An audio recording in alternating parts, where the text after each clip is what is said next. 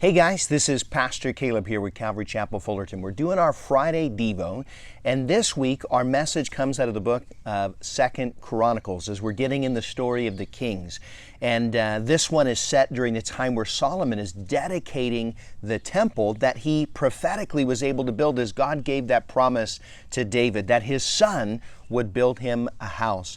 But it's there in the dedication of the temple that we get one of these famous prayers and these responses to God that I think many of us are praying right now. Let me read the prayer. The prayer is going to come out of 2 Chronicles chapter 7, verse 14. And it says, "If my people who are called by my name will humble themselves and pray, seek my face, turn from their wicked ways, then I will hear from heaven, will forgive their sin and heal their land." You know, a lot of the movies that I sometimes watch, I love the epic war movies and these things, and sometimes we find our heroes are pinned down, by enemy fire, and there's that moment where they're calling in for backup, and then the planes come soaring in, and we see this overwhelming amount of firepower, as the Air Force comes in and drives the enemy back. And we think about how many battles have been won because of this overwhelming, Air Force power that we can call at our disposal.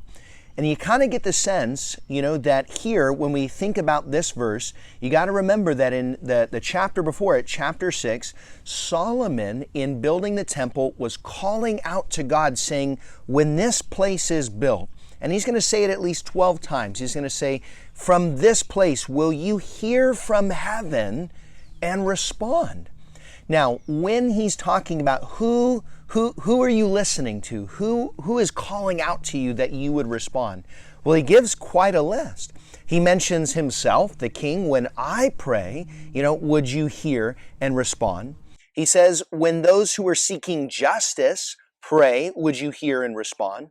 He says, those who have sinned, who have made these mistakes and fallen away, when they cry out to you, would you hear and respond?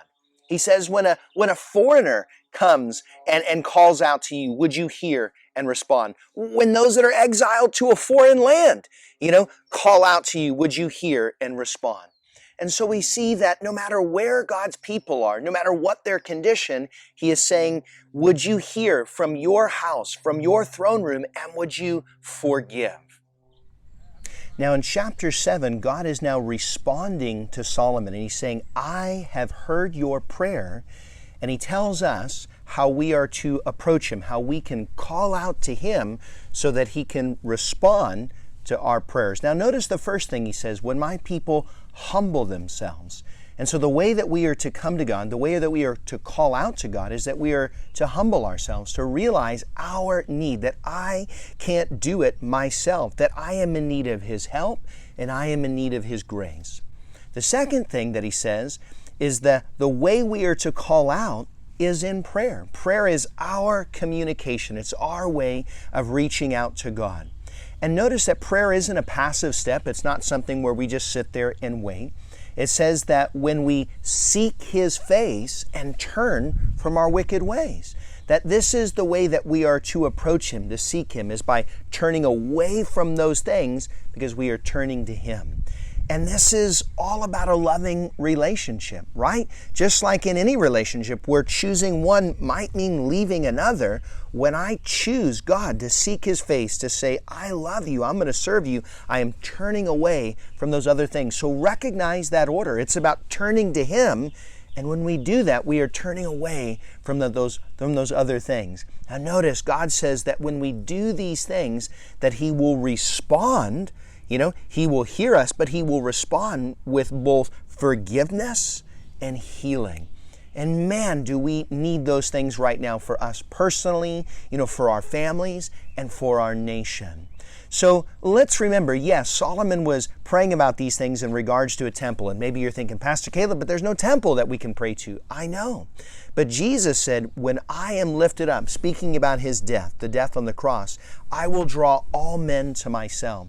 Now we have this truth that anyone from anywhere can turn towards Jesus, humble themselves, pray, turn away from these things, and that he will respond with healing and forgiveness. May we be people that model these things in our lives and share this truth with a world around us that is in desperate need of this hope.